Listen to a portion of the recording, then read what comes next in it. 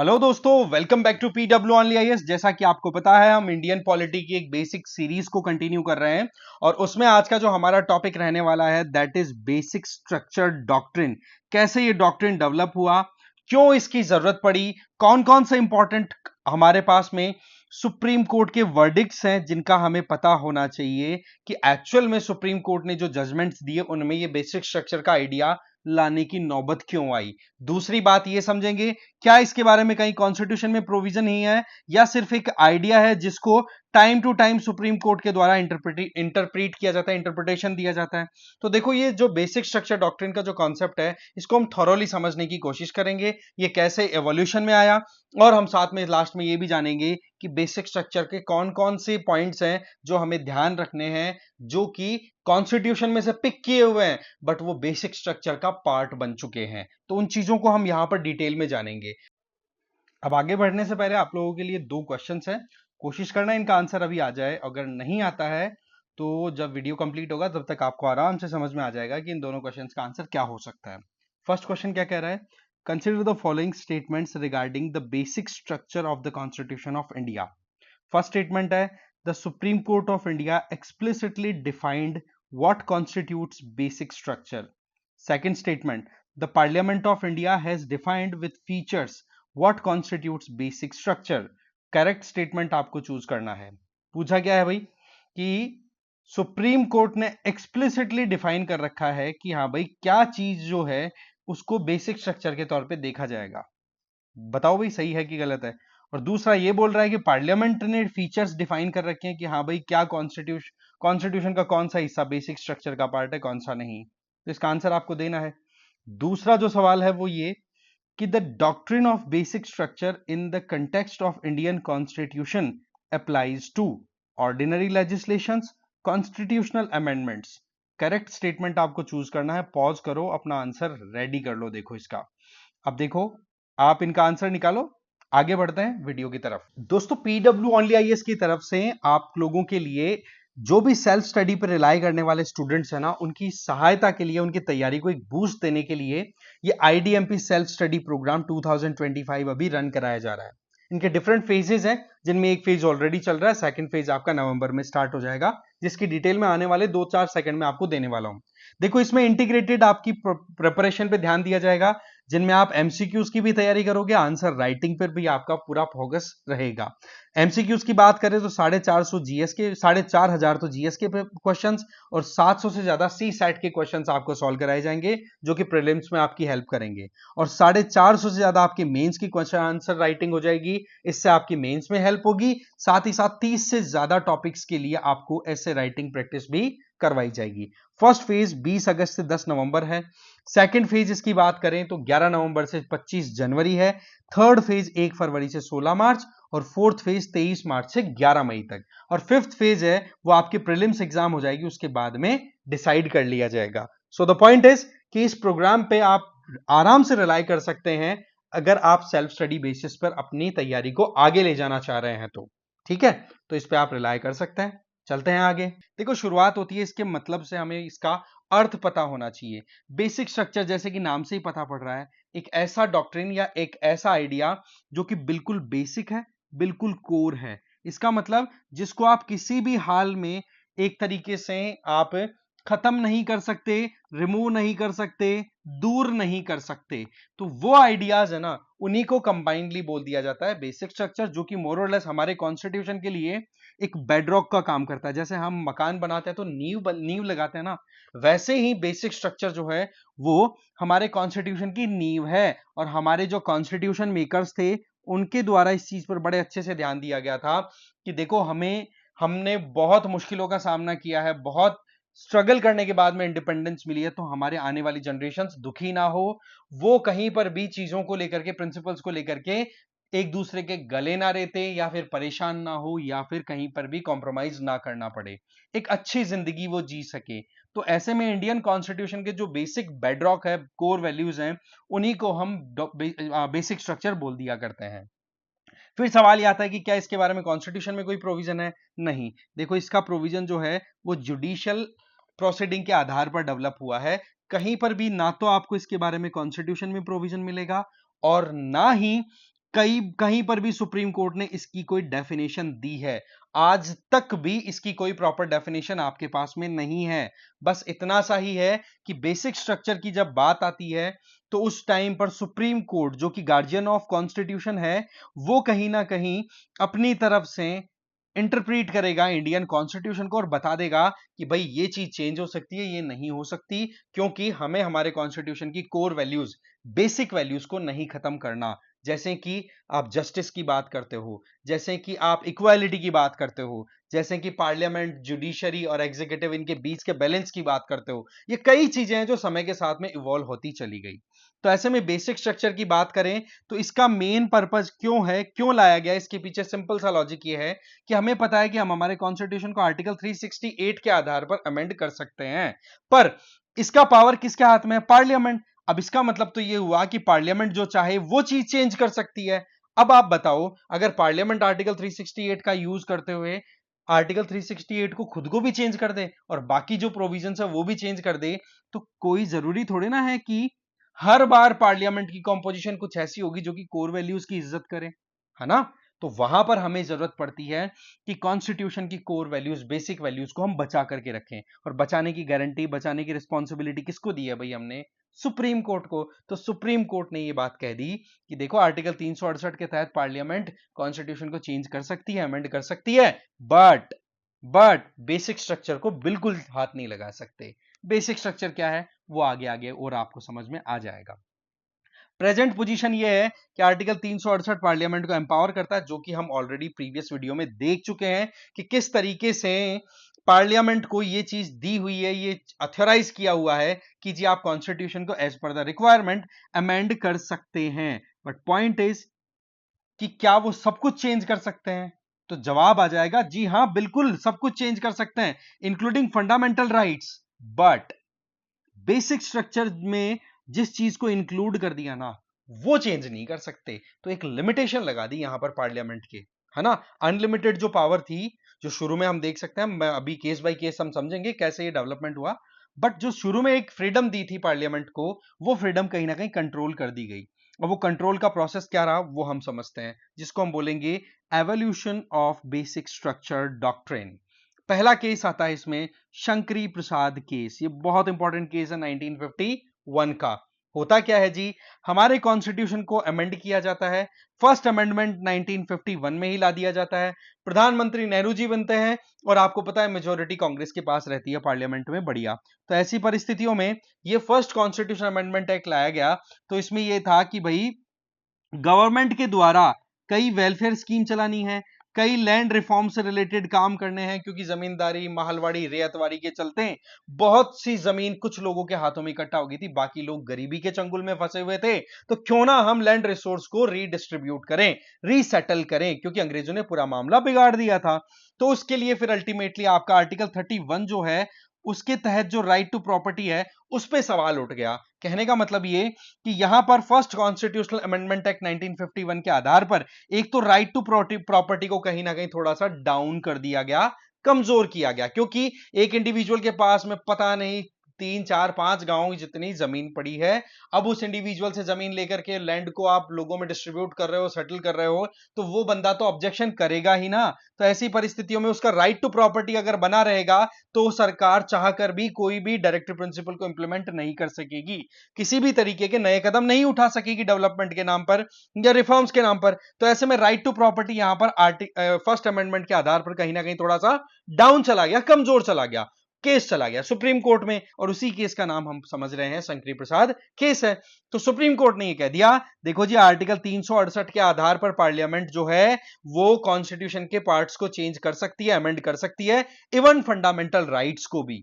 और साथ में ये भी कह दिया कि जिस आधार पर किसी भी कॉन्स्टिट्यूशनल अमेंडमेंट एक्ट को आप अल्ट्रा वायरस, आप नल एंड वॉइड डिक्लेयर करवाना चाहते हो, उसको आपको यह देखना पड़ेगा कि क्या वो कोई ऑर्डिनरी लॉ है या कॉन्स्टिट्यूशनल अमेंडमेंट एक्ट है।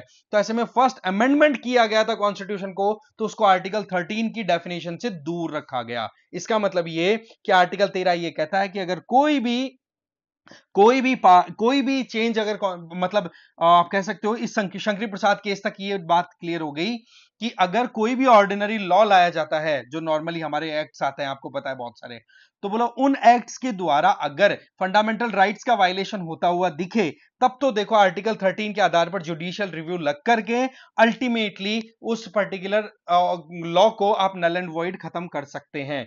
बट अगर वो कॉन्स्टिट्यूशनल अमेंडमेंट एक्ट है ना, तो वो एज इट इज मेंटेन रहेगा। ये वो समय है दोस्तों जिस समय पर कॉन्स्टिट्यूशन बन के एनफोर्समेंट में आया ही था। नया नया हमारा देश था, नया नया सुप्रीम कोर्ट था, नई सरकार थी, सरकार भी उन लोगों की थी जिन्होंने फ्रीडम फाइटर्स के तौर पे काम किया था। तो ऐसी परिस्थितियां बड़ी वो थी कि चलो ठीक है, पार्लियामेंट जो करेगी बेस्ट करेगी, क्योंकि मोर और लेस फर्स्ट पार्लियामेंट वो ही थी जो कॉन्स्टिट्यूएंट असेंबली से कंटिन्यू कर रही थी। वो बात अलग है, चुनाव के बाद की हम बात कर रहे हैं अभी, बट मोर और लेस इलेक्शन में वो लोग ही पार्टिसिपेट करके आ गए थे दोबारा से।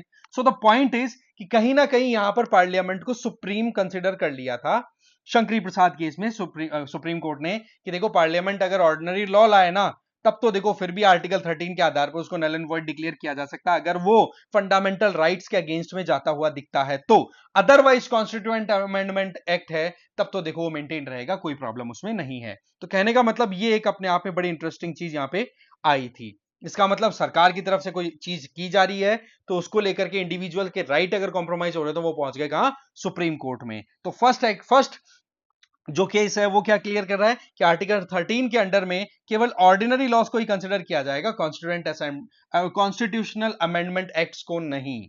पहला आपको क्लियर हो गया। अब आ जाओ गोलकनाथ केस में। अब आप जमाने में पहुंच गए इंदिरा गांधी की सरकार के जमाने में, जब नई सरकारें बन गई थी, सुप्रीम कोर्ट भी मैच्योर एनफ हो गया था, बहुत सारे केसेस देख लिए थे और पार्लियामेंट की दादागिरी को भी बहुत हद तक समझना शुरू कर दिया था। तो ऐसे में आप देखते हो कि 17वां कॉन्स्टिट्यूएंट मतलब कॉन्स्टिट्यूशनल अमेंडमेंट एक्ट जो है वो लाया जाता है, ठीक है।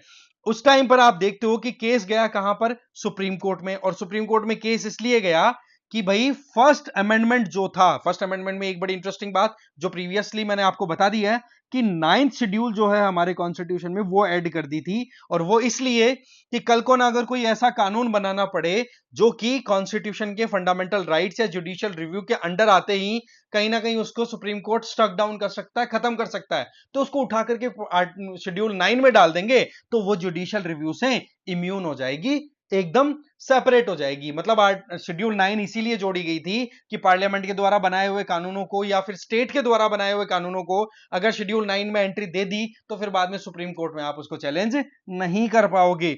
तो ऐसी परिस्थितियों में यही काम करते हुए 17वें अमेंडमेंट के आधार पर क्या होता है कि कुछ स्टेट्स के लॉज जो थे उनको 9th शेड्यूल में डाल दिया था पार्लियामेंट में।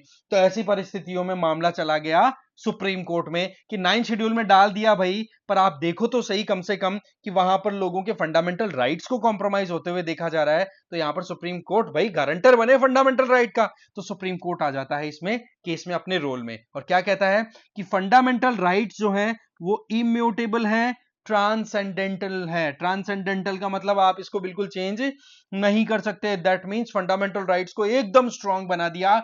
सरकार या पार्लियामेंट कुछ भी चाहे, फंडामेंटल राइट्स को आप छेड़ भी नहीं कर सकते, ऑल्टर भी नहीं कर सकते। इसका मतलब अब क्या कह दिया कि आर्टिकल 13 में जो हमने फर्स्ट ये जो शंकरी प्रसाद केस में देखा था कि हाँ भाई आर्टिकल 13 के तहत आप ऑर्डिनरी लॉस को ही कंसिडर करके जुडिशियल रिव्यू करोगे, उन्हीं को नल एंड वॉइड डिक्लेयर कर सकते हो। अब यहां पर कॉन्स्टिट्यूशनल अमेंडमेंट एक्ट्स को भी उसमें इंक्लूड कर दिया। इसका मतलब एक और ब्रॉडर पर्सपेक्टिव क्रिएट कर दिया सुप्रीम कोर्ट ने। इसका मतलब यहां पर फंडामेंटल राइट्स बहुत स्ट्रांग हो गए और पार्लियामेंट की पावर को मोर और लेस थोड़ा सा डाउन कर दिया, जो कि शंकरी प्रसाद केस में सुप्रीम कोर्ट ने मोर और लेस ब्रॉडन किया था। आगे चलें, फिर आ जाता है इस बात का जवाब देने के लिए पार्लियामेंट का रिएक्शन आता है कि गोलकनाथ केस में पार्लियामेंट की पावर जो कंट्रोल करने की कोशिश की है सुप्रीम कोर्ट ने, उसको हम कंटेन करेंगे, उसको हम काउंटर करेंगे। तो ऐसे में 24वां अमेंडमेंट आता है 1971 में और 24वां अमेंडमेंट में आर्टिकल 13 और आर्टिकल 368 दोनों को चेंज कर दिया।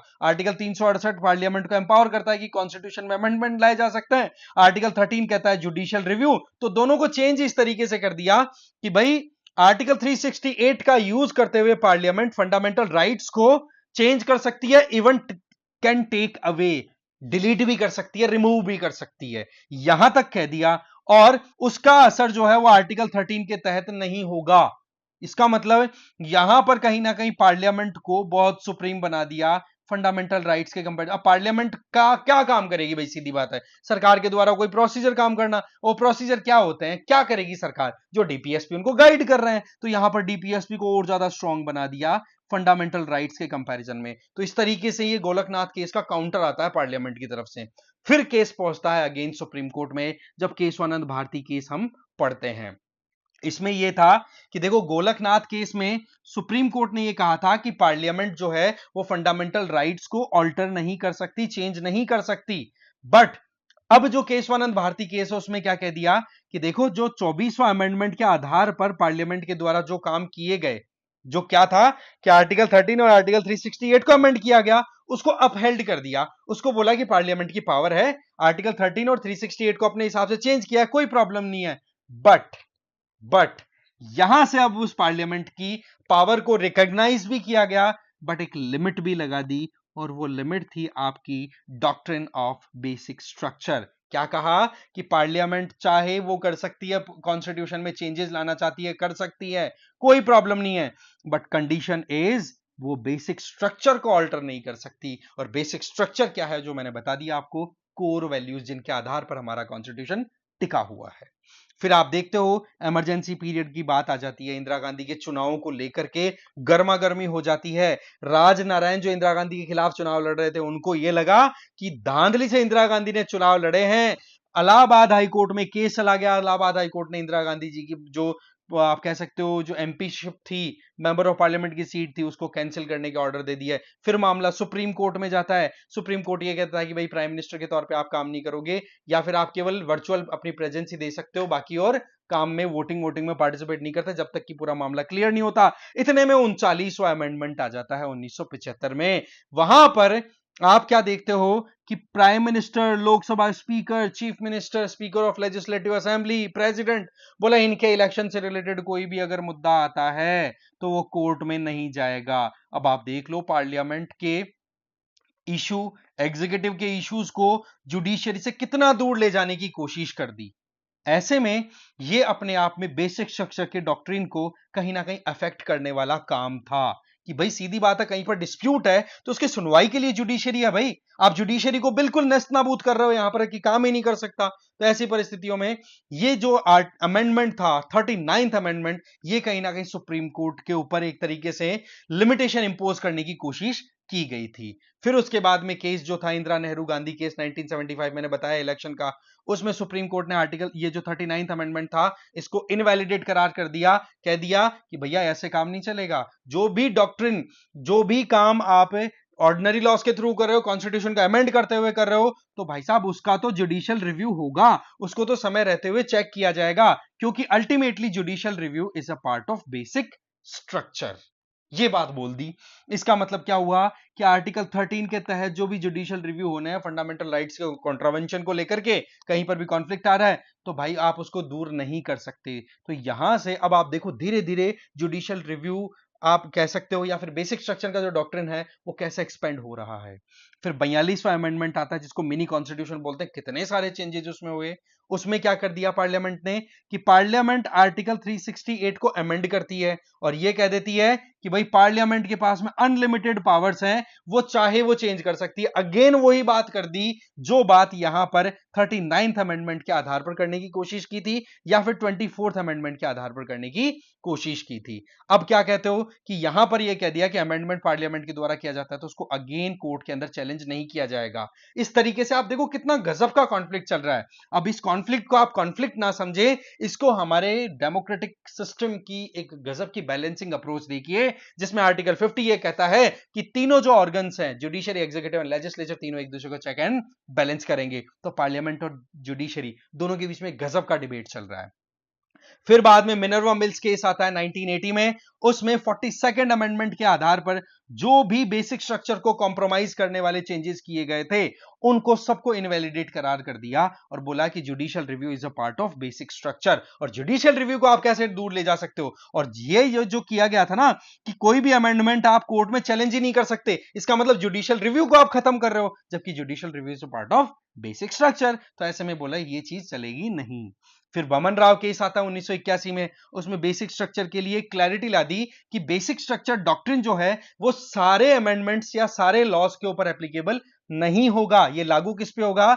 जिस दिन केशवानंद भारती केस जजमेंट आया था अप्रैल 24 1973, उसके बाद के जितने भी CAAs हैं, जितने भी लॉज हैं, उन पे एप्लीकेबल होगा। इसका मतलब ये हो गया कि सचिन तेंदुलकर के बर्थडे के बाद में जो भी लॉज आए हैं, जो भी कॉन्स्टिट्यूशन अमेंडमेंट एक्ट आए हैं, उनको बेसिक स्ट्रक्चर के डॉक्ट्रिन के आधार पर तोला जाएगा। अब आप बोलोगे कि ये बात क्या कह दी जी? अप्रैल 24 1973 को ही सचिन तेंदुलकर का जन्म भी हुआ था। ठीक है जी।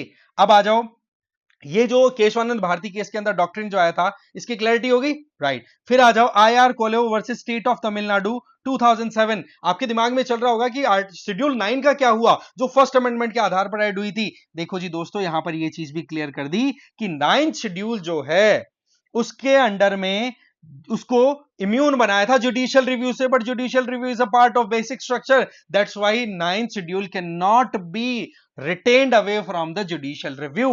अल्टीमेटली पॉइंट क्या निकल के आ गया? बेसिक स्ट्रक्चर के अंडर में जुडिशियल रिव्यू के रहने के चलते 9th शेड्यूल अब दूर नहीं है। अब जुडिशियल वहां पर अगर बेसिक स्ट्रक्चर को कॉम्प्रोमाइज करने वाला कोई भी कानून 9th शेड्यूल में एंट्री करता है पार्लियामेंट के तहत, पार्लियामेंट के एक्शंस के तहत, तो ऐसे में उसका कहीं ना कहीं कोर्ट में उसको चैलेंज किया जा सकता है, जो कि अभी तक लगातार इम्यूनिटी लेकर के चल रही थी। वो इम्यूनिटी भी अब यहां पर हो गई खत्म।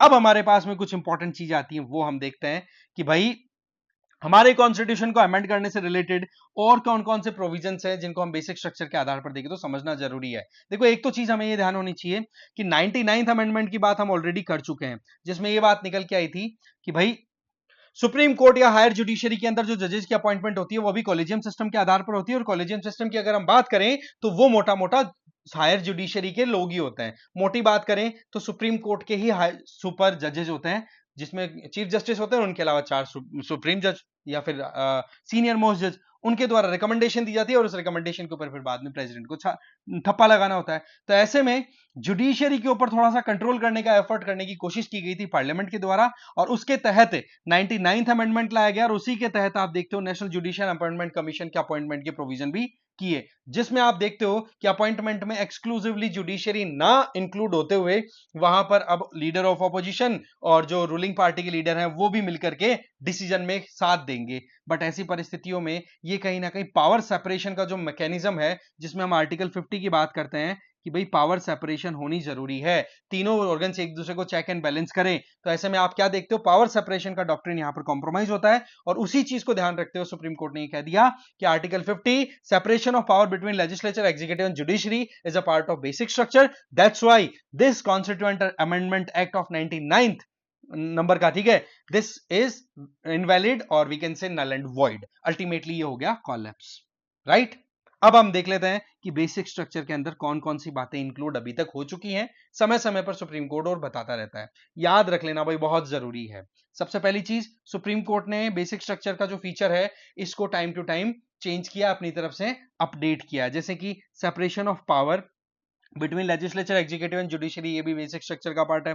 Secular character of the constitution, federal character of constitution, welfare state, socio economic justice, freedom and dignity of the individual, rule of law, ठीक है, free and fair election, balance between fundamental rights and directive principle, effective access to justice, power of Supreme Court under article 32, 136, 141, 142, sovereign democratic and republic nature of India, supremacy of constitution, unity and integrity of nation, judicial review, parliamentary system, principle of equality, independence of judiciary and limited power of the parliament to amend the constitution. मतलब basic structure का जो point है वो भी अपने आप में basic structure है, राइट। इसके अलावा प्रिंसिपल और essence underlying fundamental rights, then comes the power of the high courts under article 226 and 227। ये सारी चीजें मिलकर के आपकी बेसिक स्ट्रक्चर है, और ध्यान रखेंगे ये डेफिनेशन रिजिड नहीं है, ये समय के साथ में सुप्रीम कोर्ट और ज्यादा रिवाइज कर सकते हैं, समय के साथ में और चीजें चेंज कर सकता है, राइट।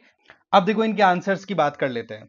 पहला क्वेश्चन क्या कह रहा है कि भाई क्या एक्सप्लिसिटली मेंशन्ड है सुप्रीम कोर्ट के द्वारा कि हाँ भाई ये बेसिक स्ट्रक्चर कहलाएगी, या फिर कोई फीचर्स पार्लियामेंट डिफाइन करती है कि ये बेसिक स्ट्रक्चर का पार्ट बनता है? ऐसा बिल्कुल भी नहीं है। एक्सप्लिसिटली तो ना तो पार्लियामेंट ने डिफाइन कर रहा है ना सुप्रीम कोर्ट ने। हाँ, कौन से फीचर्स बेसिक स्ट्रक्चर का पार्ट बनेंगे ये काम भले ही कर रखा है, पर वो काम सुप्रीम कोर्ट ने कर रखा है, ना कि पार्लियामेंट ने। तो करेक्ट स्टेटमेंट पूछे तो दोनों गलत है, तो इसका आंसर चला जाएगा नीदर वन नॉर टू। इसी तरीके से दूसरा क्वेश्चन कि डॉक्ट्रिन ऑफ बेसिक स्ट्रक्चर की बात जब की जाती है तो ये किन के ऊपर अप्लाई होता है। तो इसमें देखो सिंपल सी बात ये है कि यहां पर ऑर्डिनरी लॉज के ऊपर तो देखो एप्लीकेबिलिटी होती नहीं है। कॉन्स्टिट्यूशनल अमेंडमेंट्स की बात करें तो यहां पर बेसिक स्ट्रक्चर का जो डॉक्ट्रिन है ये अप्लाई होता है। तो इसका आंसर बी चला जाता है। वैसे देखा जाए तो जो भी ऑर्डिनरी लॉज हैं उनकी अगर बात करें तो उनको दो तरीके के टेस्ट पास करने पड़ते हैं। ठीक है, एक तो आपका आर्टिकल 13 है ना, उसके आधार पर देखा जाता है कि हाँ भाई, कि आर्टिकल 13 के आधार पर जो भी फंडामेंटल राइट्स के प्रोविजन है उनको कहीं वायलेट तो नहीं कर रहा है जो भी आपका ऑर्डिनरी लॉ बना है। और ये देखा जाता है साथ ही साथ कि ये कॉन्स्टिट्यूशनली कहीं ना कहीं वायलेट तो नहीं हो रहा है, मतलब अल्ट्रा वायरस तो नहीं है। तो कॉन्स्टिट्यूशन को ओवरऑल देखते हुए फिर आप ऑर्डिनरी लॉज को चेक करोगे। वहीं पर कॉन्स्टिट्यूशन में अमेंडमेंट जो किए गए हैं उनको देखा जाएगा कि उसने कहीं बेसिक स्ट्रक्चर का वायलेशन तो नहीं किया है ना। तो यही केशवानंद भारती केस की बेसिक नींव थी। तो कुल मिलाकर के ऑर्डिनरी लॉज पे तो अप्लाई होती नहीं है basic structure, only 2 is the right answer. तो इस तरीके से ये हमारा जो पर्टिकुलर टॉपिक था डॉक्ट्रिन ऑफ बेसिक स्ट्रक्चर और उसका एवोल्यूशन, वो हमने अच्छे से देखा। आई होप आपको ये वीडियो अच्छा लगा होगा। इसी तरीके से नेक्स्ट टॉपिक के साथ में नेक्स्ट वीडियो में मिलते हैं।